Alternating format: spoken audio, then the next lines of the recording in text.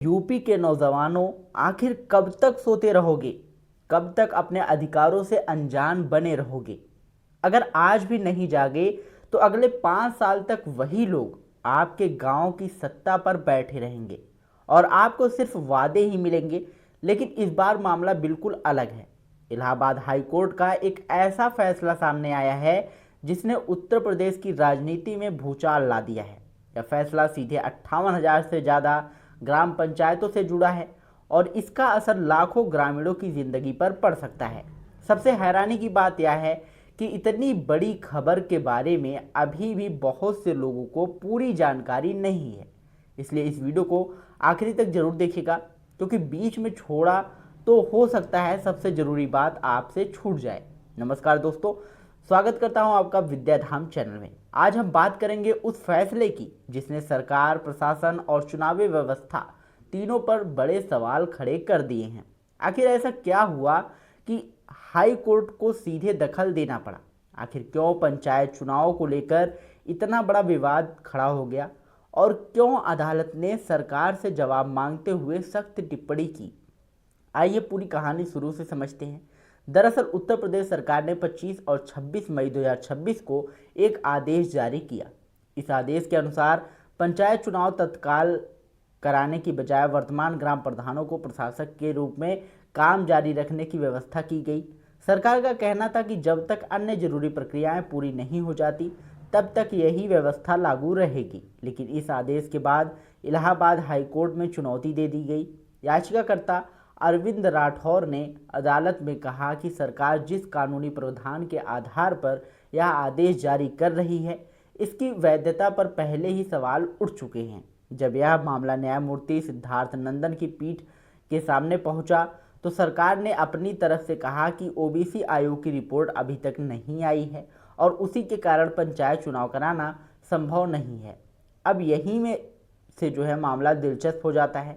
अदालत के सामने राज्य चुनाव आयोग का हलफनामा भी पेश हुआ। चुनाव आयोग ने बताया कि मतदाता सूची पहले ही अंतिम रूप दी जा चुकी है और आयोग चुनाव कराने के लिए तैयार है। आयोग का कहना था कि उसे आवश्यक प्रशासनिक और लॉजिस्टिक सहायता नहीं मिल पा रही है। यानी एक तरफ सरकार तैयारी पूरी न होने की बात कह रही थी, जबकि दूसरी तरफ चुनाव आयोग खुद चुनाव कराने की स्थिति में होने की जानकारी दे रहा था।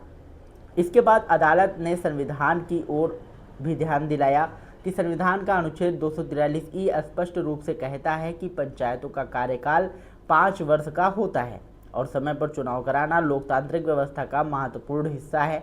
ऐसे में चुनाव में अनावश्यक देरी क्यों हो रही है, यह सवाल अदालत के सामने प्रमुख मुद्दा बन गया।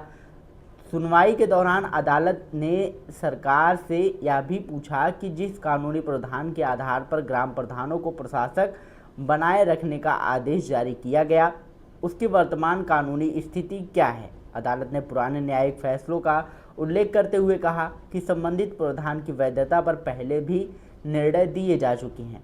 इसी कारण अदालत ने सरकार से विस्तृत स्पष्टीकरण मांगा।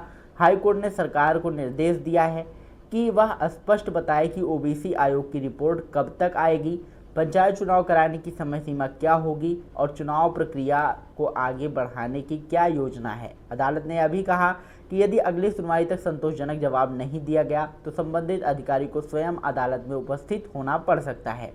अब सबसे बड़ा सवाल यही है कि पंचायत चुनाव आखिर कब होंगे? क्या सरकार जल्द चुनाव की तारीख घोषित करेगी?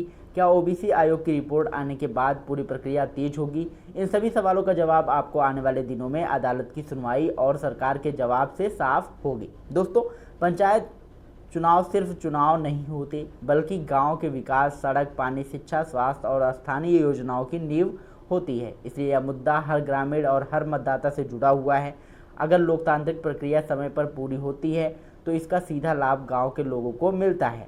अब आपकी राय क्या है? आप कमेंट बॉक्स में ज़रूर बताइएगा कि क्या पंचायत चुनाव समय पर होने चाहिए? क्या प्रशासनिक कारणों से चुनाव टालना सही है या नहीं? लोकतांत्रिक प्रक्रिया बिना देरी के पूरी होनी चाहिए? अपनी राय कमेंट बॉक्स में ज़रूर बताइएगा। और अगर आपका इससे रिलेटेड कोई भी क्वेश्चन हो तो कमेंट बॉक्स में ज़रूर पूछिएगा। हमारी टीम आपकी पूरी सहायता करेगी। मिलते हैं नई वीडियो में नई अपडेट के साथ। तब तक के लिए जय हिंद, जय भारत।